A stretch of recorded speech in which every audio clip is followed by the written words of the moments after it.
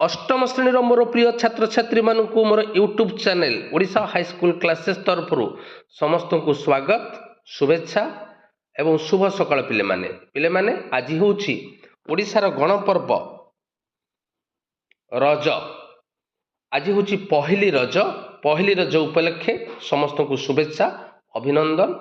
तेबे पिले आम गणित प्रकाश बही चतुर्थ अध्याय चतुर्भुज संपर्क में डिस्कसन करते ऑलरेडी यार 10टी वीडियो अपलोड हो सारी एवं प्ले लिस्ट हो सारी जो पिला माने देखी ना हो तेबे प्ले लिस्ट को जाई देखि परिबो। आज हूँ यार पार्ट 11। आज यही पार्ट रे 103 पेज रे थिबा 4.5 चतुर्भुज को लेकिन खेल से संपर्क में डिस्कसन करवा। हाँ, जो पिला माने मो चैनल नुआ मात्र एपर्यंत मो चैनल को सब्सक्राइब करना हम चैनल को सब्सक्राइब कर दियो, वीडियो को लाइक कर दियो, वीडियो को बहुमात्रा रे तुम सांग मानक सहित शेयर कर दियो। तेबे डेरी करबानी आस आज वीडियो स्टार्ट करवा। चतुर्भुज 4.5 चतुर्भुज को लेकिन खेल जिओ बोर्ड शिक्षण कार्य। एक जिओ बोर्ड एवं किसी रबर बैंड नियो। जदि तुम पाखरे एगुड़िक नाही तेबे तुमे एही कार्य पाई बहिर शेष रे दिया जाइथिबा डॉट ग्रिड कागज पृष्ठा व्यवहार करि परिबो। पिले माने हमर प्रत्येक विद्यालय को जीके किट दिया जाइछि। से जीके किट रे पिले जिओ बोर्ड रहिछि। जिओ बोर्ड एवं किछि रबर बैंड नबो ए एक्टिविटी पाई एवं तुम बहिर मध्य शेष रे देखियो पिले डॉट ग्रिड दिया जाइछि। जदि जिओ बोर्ड नाही तबे डॉट ग्रिड मध्य व्यवहार करि परिबो। बुझिला तो तेबे लक्ष्य कर दुईटी रबर बैंड को परस्पर प्रति लंब भाव में रख जहाँ समान दैर्घ्य विशिष्ट कर्ण सृष्टि करिवो।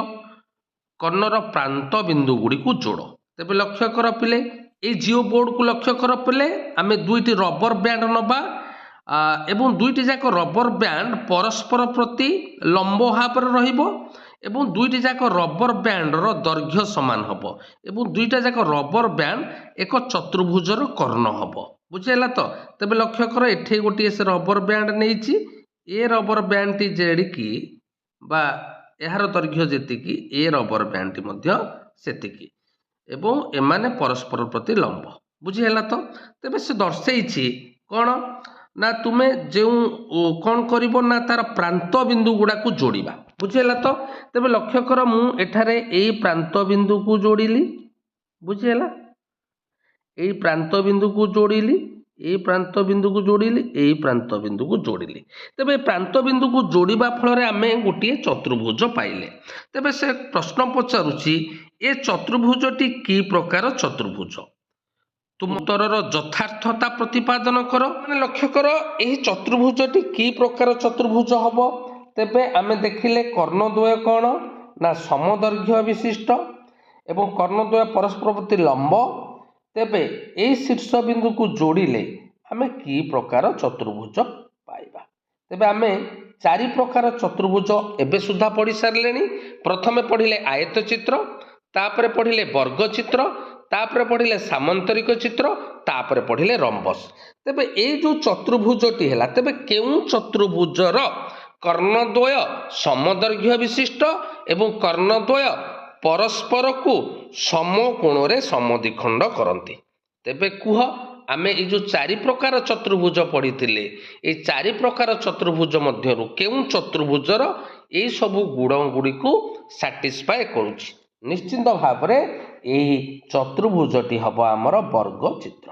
बुझिला तो एही चतुर्भुजटी हबो हमर वर्ग चित्र। काहींकि ना वर्ग चित्रर कर्णद्वय समदैर्घ्य विशिष्ट एवं एहार कर्णद्वय परस्पर को समकोण रे समद्विखंड करती। तेणु करी एही चतुर्भुजटी हबो वर्ग चित्र। बुझिला तो नेक्स्ट को जिबा होची गोटिए कर्ण को उभय पार्श्व रे 2 सेमी लेखाए बढ़ाओ। बुझिला तो तबे लक्ष्य कर गोटिए कर्ण पूर्व चित्र रे दुईटी जाक कर्ण समान थिला किंतु वर्तमान से कहूची गोटिए कर्ण को उभय पार्श्व 2 सेमी अर्थात एपटे आमे 2 सेमी बढ़ाइले एपटे मध्य 2 सेमी बढ़ाइले। बुझेला किंतु कर्णद्वय परस्पर लंब किंतु एठारे कर्णद्वय समदैर्घ्य विशिष्ट हैला नाही। बुझेला तेबे एई कर्ण तेबे एई प्रांत बिंदु को वर्तमान जोग करदेले आमे जो चतुर्भुज पाइले एटा कि प्रकार चतुर्भुज बुझीला। तेबे एठारे कर्णद्वय परस्पर प्रति लंब मात्र समदैर्घ्य विशिष्ट नुहे ता माने एठारे चतुर्भुजटी हब रंबस बुझीला। तो आमे पढ़ीचे पिले रंबसर कर्णद्वय परस्पर प्रति लंब एवं परस्पर को समकोण रे समद्विखंड करती तेणु एठारे चतुर्भुजटी हब रंबस समस्ते बुझी पारल। तो यहाँ पर देख देइछि त्रिभुज जोड़िबा एक जिओ बोर्ड कागज पट्टी 8 सेमी बाहु विशिष्ट दुईटी समबाहु त्रिभुज काटी संग्रह कर। तेबे देख ये दुईटी समबाहु त्रिभुज एवं प्रत्येक त्रिभुजर बाहुर दैर्घ्य हूँ 8 सेमी वर्तमान आम जोड़िबा बुझेला। केमिति जोड़िबा ना एठी जो बाहुटी अच्छी ए बाहु को आम जोड़ीदबा बुझेला। तो ये दुईटी बाहु को आम जोड़ीदबा फल आमे कौन पाइले पिले देख गोटे चतुर्भुज पाइले एवं एटा हेगला कौन तार कर्ण बुझीपारछ। तो तेबे एई जो दुईटी समबाहु त्रिभुज को जोड़िबा फल आमे जो चतुर्भुजटी पाइले देखिबा ए चतुर्भुजर चारोटी जाक बाहुर दैर्घ्य समान 8 सेंटीमीटर 8 सेंटीमीटर 8 सेंटीमीटर बुझेला।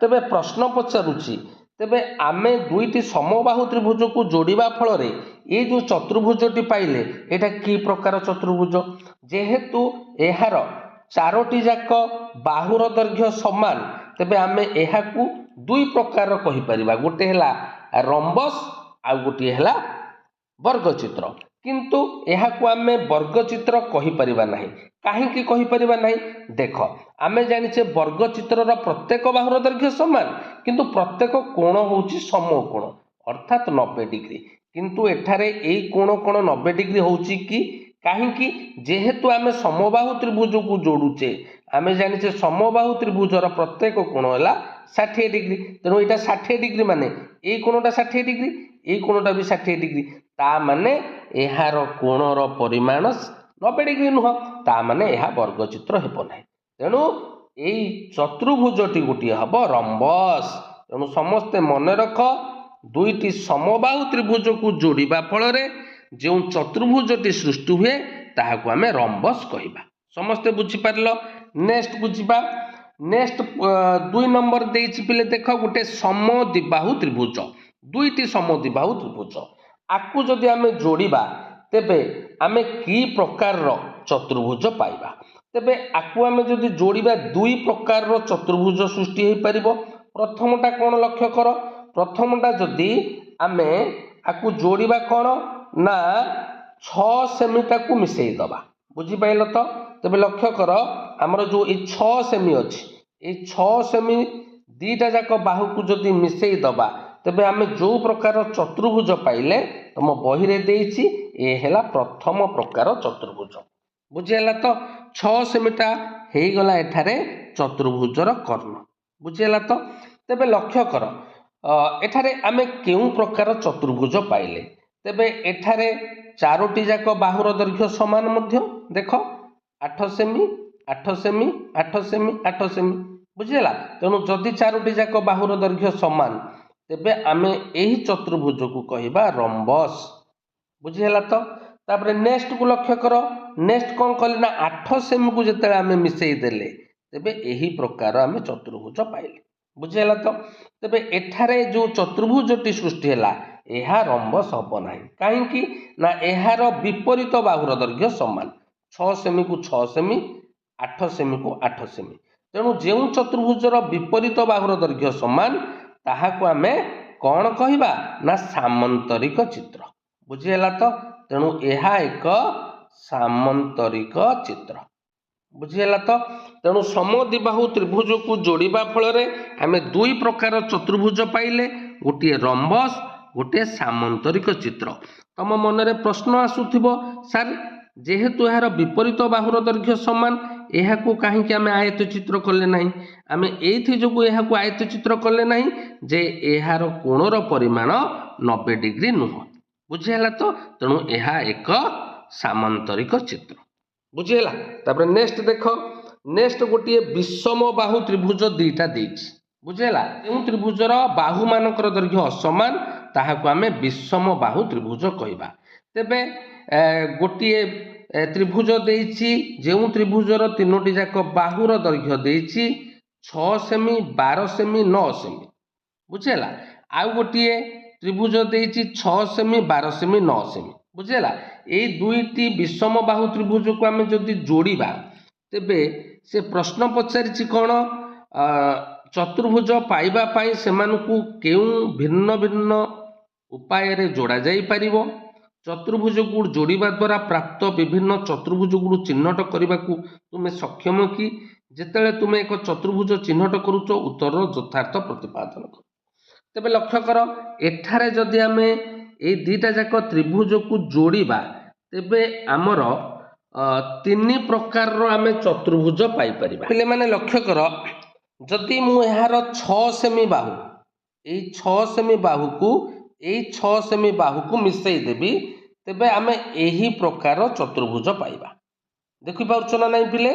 ଯଦି ଆମେ 6 ସେମିକୁ ମିଶାଇ ଦେବା, ଜଏଣ୍ଟ କରିଦେବା, ତେବେ ଆମେ ଯେଉଁ ଚତୁର୍ଭୁଜଟି ପାଇଲେ ଏ ଚତୁର୍ଭୁଜର ବିପରୀତ ବାହୁର ଦୈର୍ଘ୍ୟ ସମାନ।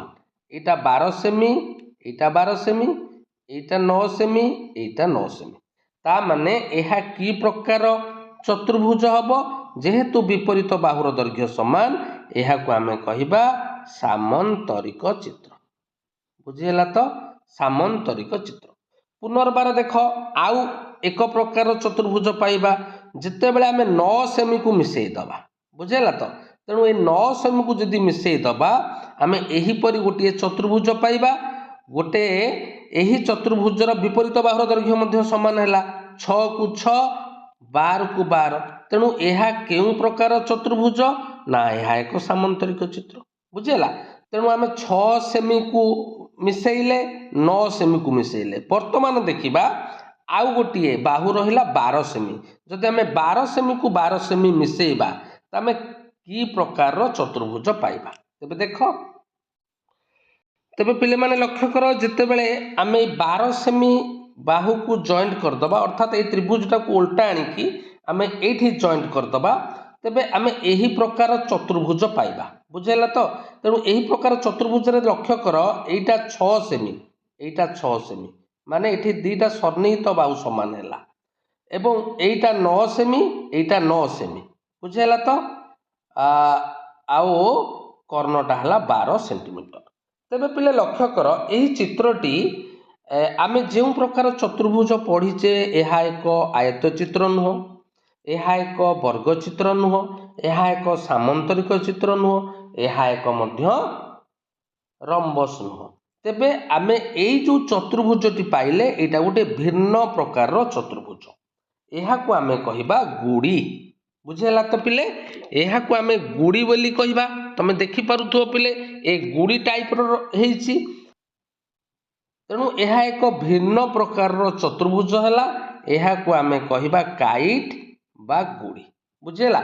ତମ ବହିରେ ଦେଖ ଚିତ୍ର ଦେଇଛି, କାଇଟ୍ ର ଚିତ୍ର ଦେଇଛି। ଲକ୍ଷ୍ୟ କର ପିଲେ, ଏଇଠି ଗୋଟିଏ କାଇଟ୍।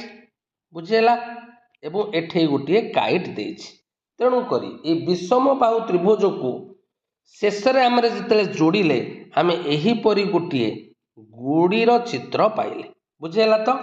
ତେବେ 4.6ରେ ଦେଇଛି, ଏଇ ଯେଉଁ ଗୁଡ଼ି ପାଇଲେ ଏଇ ଗୁଡ଼ିର ସମ୍ପର୍କରେ ବା କାଇଟ୍ ସମ୍ପର୍କରେ ଆମେ ଆଲୋଚନା କରିବା।